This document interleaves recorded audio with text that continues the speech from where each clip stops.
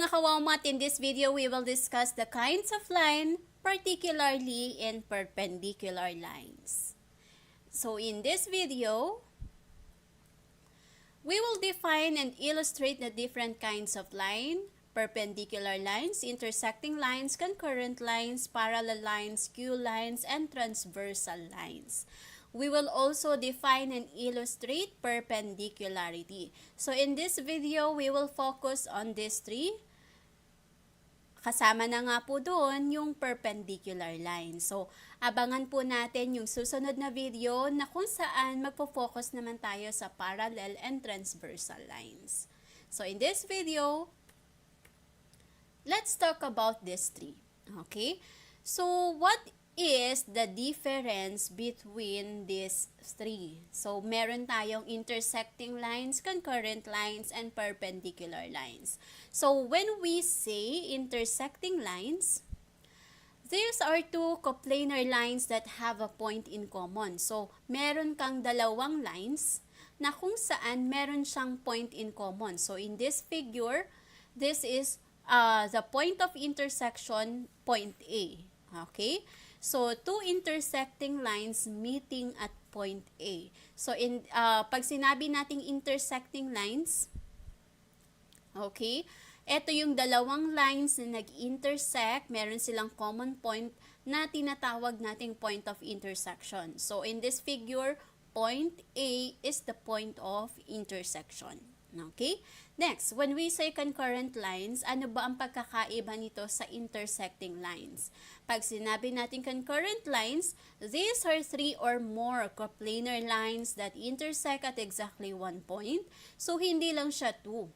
Okay? So, ito po ay 3 or more na po. So, kung ang intersecting lines ay 2 lines lang, ang concurrent lines, 3 or more na po ito. 3 or more coplanar lines na ganun din po, nag-i-intersect sila at exactly one point. Okay? So, 3 or more coplanar lines na kung saan nag-i-intersect sila sa isang point lang. So, in this figure, saan sila nag-intersect? Sa point O. So, concurrent lines meeting at point O. So, dito sa figure na to, this is the point of intersection. Next, how about perpendicular lines? So, when we say perpendicular lines, these are two lines that intersect. So, ito po siya. This is your first line, line AB. And this is your second line, line CD. Okay. So, line CD, nag-intersect sila. Now, ano ang special kay perpendicular lines?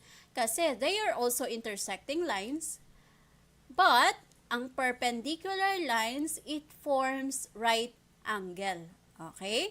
So, nag-i-intersect din sila kasi meron silang point in common. So, this is the point of intersection, point E. Now, ang special sa kanya is nakakapag-form po siya ng right angle.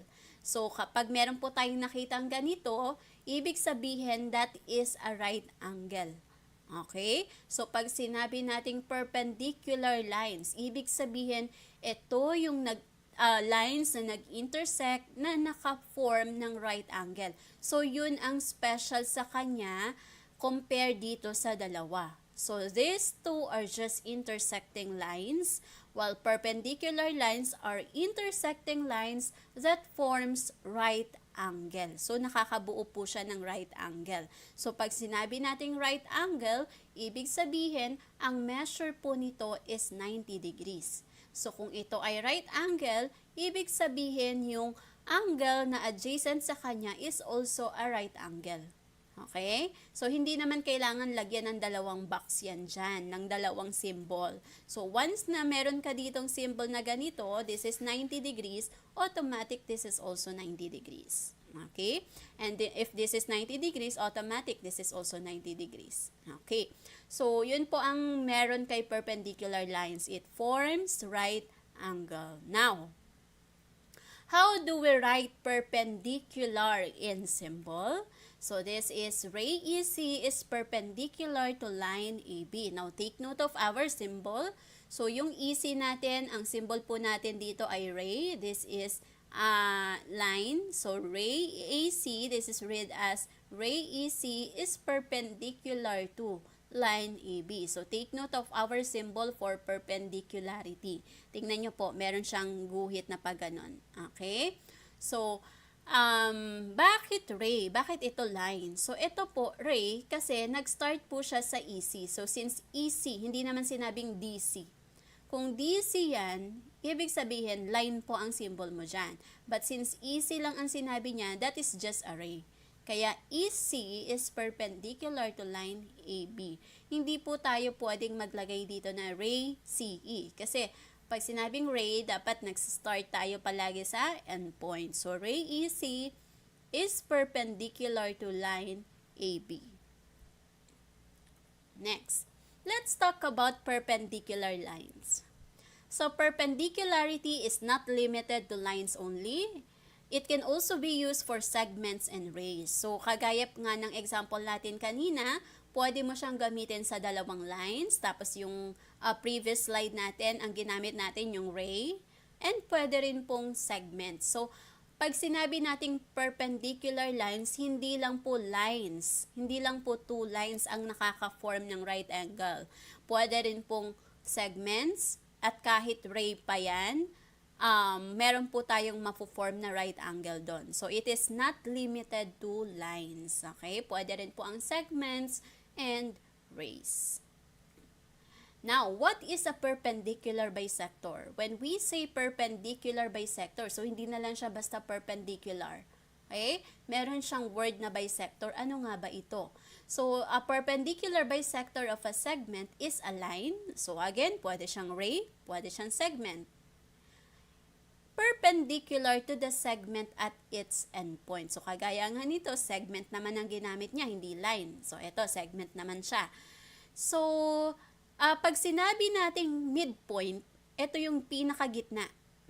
Okay? So, ito yung pinakagitna niya. So, halimbawa, itong segment na to, ang midpoint niya is ito. Siya yung pinakagitna. Now, anong connection niya doon sa perpendicular bisector? Kasi dito tumatama yung ating line. Okay?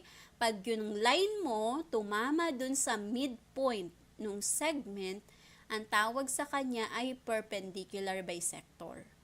Okay? So, anong pinagkaiba niya dun sa perpendicular lang at perpendicular bisector? Okay?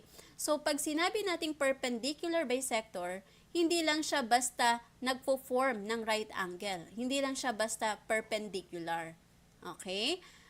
Pag sinabi nating perpendicular bisector, it also divides the segment into two congruent segments. Okay? Into two equal segments.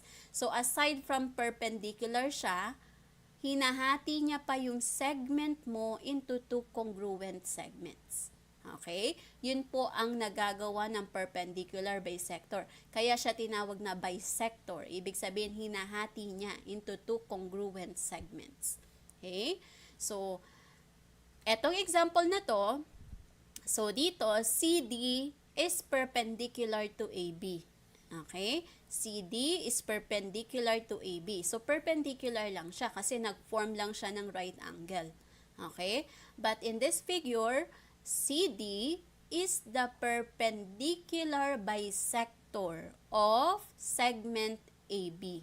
Why? Kasi hindi lang siya perpendicular, hinati niya pa ito into two congruent segments. Okay, so ito po ang difference. Ito perpendicular, ito po perpendicular bisector. Okay. So in this figure, line CD is the perpendicular bisector of segment AB. So, from this given figure, what conclusion can you make? Anong mafo-form natin na conclusion based dito sa ating figure? So, una, since line CD is a perpendicular bisector, so since perpendicular bisector siya, automatic, magpo-form siya ng right angles. Okay? So, tatandaan na sabi rito, si CD daw is a perpendicular bisector of segment AB. So, ibig sabihin, dalawang right angles ang mabubuo niya. And that is angle CDA and angle CDB. Okay? kung ang sinabi, halimbawa, line CD is perpendicular to line DB, DB lang, ibig sabihin, isang right angle lang po ang pwede mong makonclude doon. Okay? Pero since ang sabi is, line CD is perpendicular to line AB, itong buo, ibig sabihin dalawang right angle. Okay? Next, another conclusion is, line CD bisects segment AB. Okay, so kung it bisects segment AB, kung hinati niya si segment AB, ibig sabihin, si segment AB will be divided into two congruent segments. Mahahati to into two congruent segments kasi bisect, perpendicular bisector. So, which are, ano yung dalawang congruent segments natin? Segment AD and segment DB. Nahati siya sa dalawa. So, ano ang mga conclusions natin dito? Angle CDA, okay, ito yon, angle CDA and angle CDB are right angles. Aside from that, AD is congruent to segment DB. So, pag congruent, ito po yung symbol na ginagamit natin. So, again, if it's a perpendicular bisector, this will be our conclusion that these two segments are congruent and we can form two right angles. Let's have an examples. So, what conclusion can you make out of the given figure? So, ito po yung figure natin. Okay, meron tayo ditong figure na kung saan merong 4 points. Okay. So, let us try to answer the given question. So, ang sabi dito, segment AC is perpendicular, so this is the symbol for perpendicularity, to segment CB at C. So, si AC daw, perpendicular siya kay segment CB. So, automatic, magpo-form siya ng right angle. So, since sinabi perpendicular, ibig sabihin right angle to. So, anong conclusion ang mabubuo mo dyan? Therefore, angle ACB is a right angle. Okay? Next, segment CD. Ito naman, segment CD is perpendicular to segment AB at D. So, hindi lang sinabi na segment CD is perpendicular to DB. So, ang sabi, etong buo. Okay? Perpendicular siya dito. So, anong ibig sabihin nito? So, segment CD is perpendicular to AB. So, ibig sabihin, hindi lang isa ang right angles mo dito. So, we have angle CDA and angle CDB are right angles. Kasi simula AB siya eh. Okay, itong buo. So, dalawa ang right angles na naglalay dun sa segment na yun. Next. So, I have here given ray MP. So, ray MP, ito si ray MP is perpendicular to line and LN. So, ito si line LN. So, ray MP is perpendicular to line LN. Okay. Now, based dito sa given, ang measure daw po ni angle OMN is 40 degrees. Ayan po. So, since si ray MP ay perpendicular kay line LN, ibig sabihin, makaka-form tayo ng right angles dyan. Aside from that, based dito sa given, the measure of angle OMN is 40 degrees. So, kapag ganito na may mga figures tayo, kapag may ganitong mga tanong, examples, mas maganda kung i-illustrate natin siya. Mag-drawing tayo ng figure. And then, kung ano yung given, ilagay mo siya. So, halimbawa dito, given ito. So, ilagay mo siya para mas madali mong makita. Mas madaling mag-solve kapag nakikita natin lahat ng given na naka-illustrate. Okay? So, pwede na tayong sumagot. So, yun ang first step, no? Analyze nyo yung given. Okay? Lahat ng pwedeng ilagay doon sa figure, ilagay mo na makakatulong sa'yo sa pag-solve. So, first question is, what is the measure of angle OMP? Okay. binanggit kanina na ito ay perpendicular. So, ibig sabihin, it forms right angle. Okay? Next, binanggit din that this is 40. So, kung ito ay parehong right angles, so kung ito ay 40, ibig sabihin, para makabuo tayo ng 90 dito, this is already 40, ilan to? This is 50. Okay? So, this is 50 degrees. Okay, so kapag nakuha mo yung sagot, ilagay mo siya dun. Para nakikita mo kagad. Mas madaling mag-solve pag nakikita mo. Okay, now, so ang pinapahanap naman sa atin ngayon is the measure of angle LMO. This is LMO. So, simula dito hanggang dito. Ito po. Okay. So, this is, we all know that this angle is 90. Okay? So, 90, since hanggang dito ang pinapakuha, hanggang O, 90 plus 50, nakuha mo na to, so alam mo na agad. 90 plus 50, that is 140. Okay? So, pwede kayong sumabay sa akin habang nagdi-discuss. Pwede kayong sumagot dyan sa bahay. Okay, next. So, I have here ray QN. So, ito si QN. Ray QN is perpendicular to a line PL. Ito si PL. So, ray QN, ito si QN, is perpendicular daw po to line PL. So, alam agad natin na dalawang right angles yan. Kasi itong buo siya. So, dalawang right angles tayo meron dito. Now, let us answer the question. So, if the measure of angle 4 is 30, okay, so ilagay mo siya para makita mo kagad. So, if the measure of angle 4 is 30 degrees, ito, what is the measure of angle 5? Okay, so ito ang tinatanong. Diba this is perpendicular? So, ibig sabihin, ito ay 90. So, kung meron ka ng 30 degrees, ibig sabihin, this is 60. Okay? So, 60 plus 30, that is 90. Now, pag nakuha mo yung sagot, ilagay mo siya para nakikita mo kagad. Next, if the measure of angle 4 is 30, ito siya. Yung measure ng angle 4 mo is 30. And then, ang sabi dito, the measure of angle 3 is equal to the measure of angle 5. Based dun sa nakuha natin na measure ng angle 5, which is 60, equal daw siya sa measure ni angle 3. So, ilagay natin, 60 din. Kasi, yun ang sabi. Okay? So, ang hinahanap ngayon, what is the measure of angle 2? So, ito naman ang hinahanap sa atin ngayon. Diba, this is perpendicular. So, dalawang right angles ang mabubuo niyan. Ito at yung kabilang side. Okay. So, kung ito ay 60, ilan na lang ang kulang para mag-90 siya kasi right angle din to.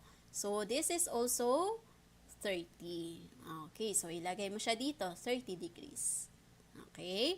So, every time na may kukuha tayong sagot, ilagay po natin para nakikita natin siya. Now, the measure of angle 4 is 30.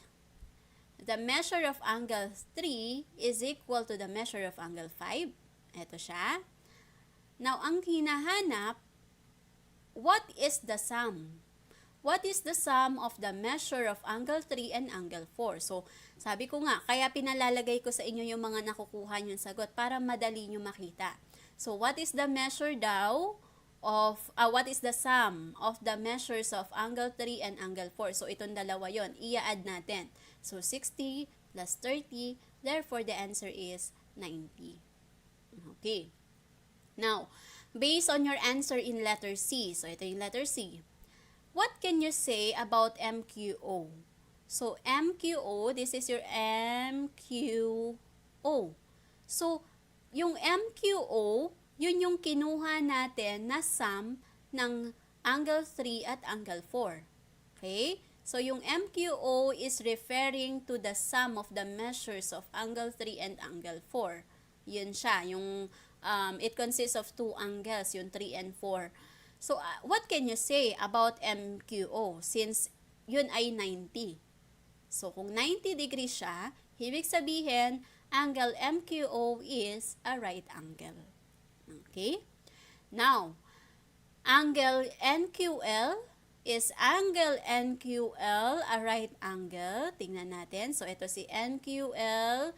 Kung titingnan natin yung measure ng angle niya, we have 30 plus 60, 90. So, is it a right angle? Yes, because the sum of the measures of angle NQL is 90 degrees. Let's have the next example. So, what conclusion can you make out of the given information below? Okay. So, in this example, meron tayong segment HT is perpendicular to segment RE. So, si segment HT is perpendicular to segment RE. Ibig sabihin, dalawang right angles ang meron siya. Okay? So, segment HT is perpendicular to segment RE. So, anong conclusion ang mabubuo mo dyan? So, we have angle HTR and angle HTE are right angles. Okay? Kasi perpendicular siya sa buo, sa RE, hindi lang TE. So, RE, ibig sabihin dalawang right angles yan. Next, HA, ito si HA, ito, is the perpendicular bisector of RE. So, pag sinabi nating perpendicular bisector, aside from perpendicular sila, it divides these segments into two congruent segments. Okay? So, si HA daw is the perpendicular bisector of segment RE. So, unang-una dyan, since bisector, automatic, these two are congruent kasi bisector siya. So, aside from perpendicular, meron siyang congruent segments. So, RT, segment RT is congruent to segment TE. Why? Kasi bisector. Next, bukod doon, since HA is the perpendicular bisector of RE, so, etong kahabaan na to at ito ang perpendicular. So, ibig sabihin, hindi lang dalawang angles, pati itong nasa ilalim.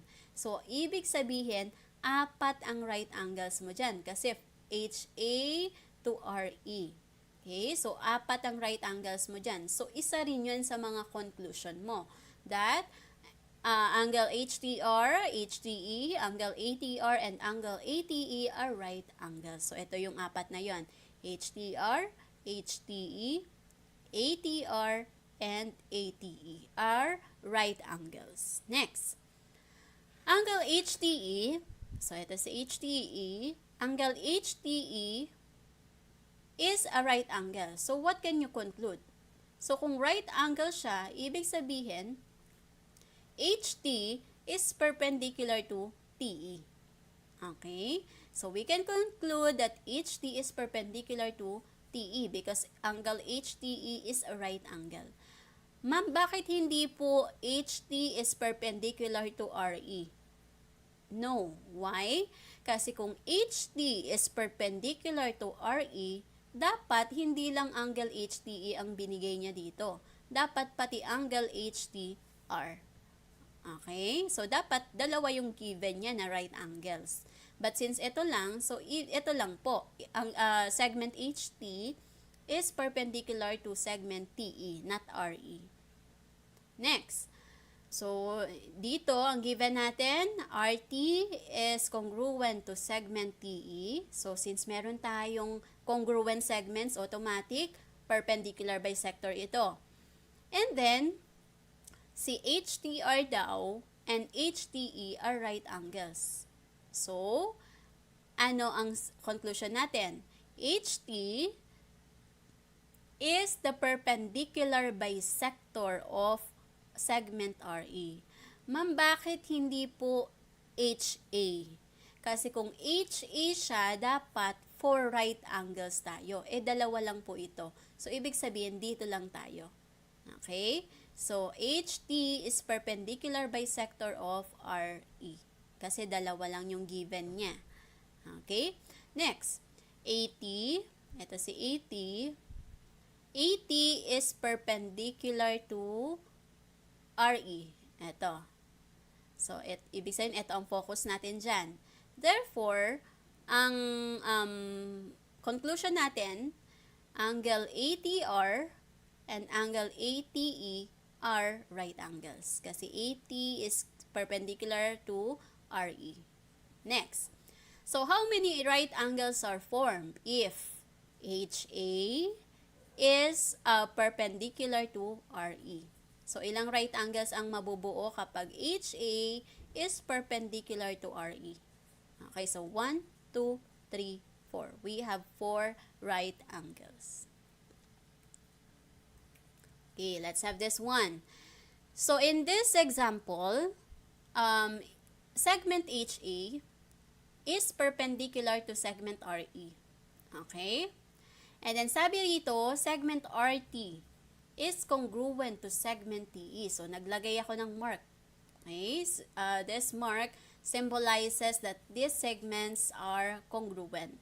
Okay? And segment AR, ito si AR, is congruent to segment AE. Okay, so gumamit rin ako ng markings, pero hindi lang isa yung mark ko. Kasi pag ginawa ko siyang isa, ibig sabihin congruent din siya dito sa dalawa. So, yun po ang importance ng paglalagay ng markings. Kung pareho silang single mark, ibig sabihin, kung sila lang ang congruent. So, kung pareho silang double marks, ibig sabihin silang dalawa naman ang pareho. Congruent. Okay? So, pareho daw ito. Equal sila. They are congruent. So, naglagay ako ng double markings. Now, so the measure of angle HRT, ito si HRT, is 65. So, lagay natin. Okay? Ilagay natin si 65 degrees. And the measure of angle ART, ito naman yun, ART. So, this is 55 degrees. Ilagay natin. Okay? So, since si HA ay perpendicular kay RE, ibig sabihin, 4 na right angles meron tayo dyan. Okay? 4 na right angles meron tayo. And then, sabi ko nga kapag nag-analyze tayo ng given, ilagay nyo lahat ng given dun sa figure para makita nyo na kagad kasi makakatulong yan sa inyo sa pag-solve. Okay? So, let us answer.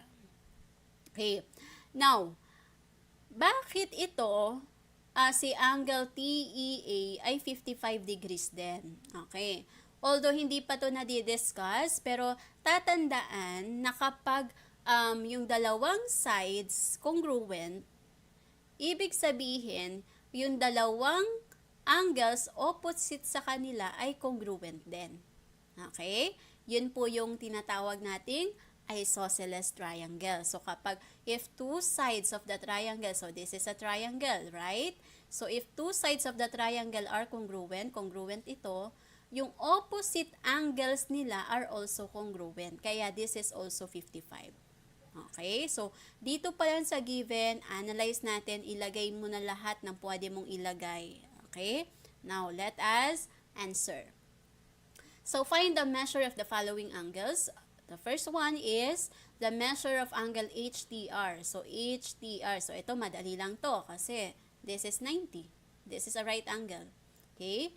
Next, RTH. RTH. Okay, mukhang yun pa rin yung angle na tinutukoy. So, that is also 90.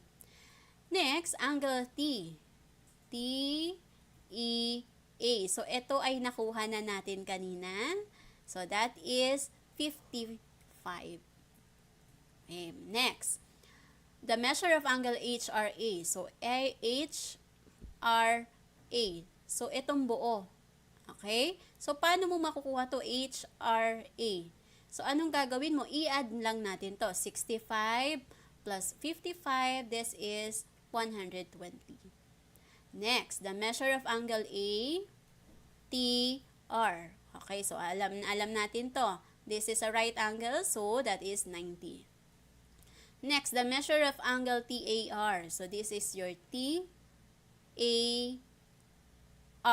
Okay, ito. TAR. So, ibig sabihin, ito ang hinahanap. Now, tatandaan, kaya gaya nga ng lagi kong sinasabi na ang measure po ng isang triangle is always 180. Okay? So, the sum of the measures of 3 interior angles of a triangle, 3 yan, kasi 1, 2, 3. lagi yan 180. Kapag meron kang triangle, it's always 180, yung sum ng interior angles niya. So, paano mo makukuha itong measure nito ng angle TAR mo? So, ima-minus natin siya sa 180 kasi nga ang kabuuan ng interior angles niyan ay laging 180 basta triangle. So 180, i-minus natin si 90, this is 90, i-minus din natin si 55. So ang magiging sagot niyan is 35. So therefore this is 35 degrees. Okay? Paano kinukuha? I-minus nyo lang po siya sa 180 because the sum of the interior angles of a triangle is always 180. So, kung ito ay 55, ito ay 90, meron ka na kagad 145. So, ilan na lang kulang para maging 180? 35 degrees. Okay. Next, angle HET. Okay, so paano naman natin ito makukuha si angle HET? Since ito ay congruent, so ibig sabihin, this is also 65 degrees. Okay? Next, angle HEA. So, ito naman tayo. So, angle HEA. Okay? So, itong buo. So, i-add lang natin. 65 plus 55, that is 120. And then, angle EHT. So, ito si EHT. So, ganun ulit. The sum of the interior angles of a triangle is 180. So, i-minus lang natin sa 180 si 90 at si 65 para makuha natin to. So, 180 minus 90 is 90. 90 minus 65 is 25. Okay. So, therefore, this is 25 degrees.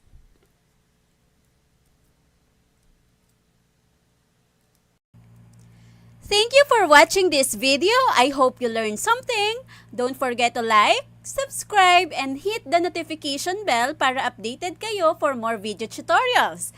This is your guide in learning your math lessons, your Wow Math channel.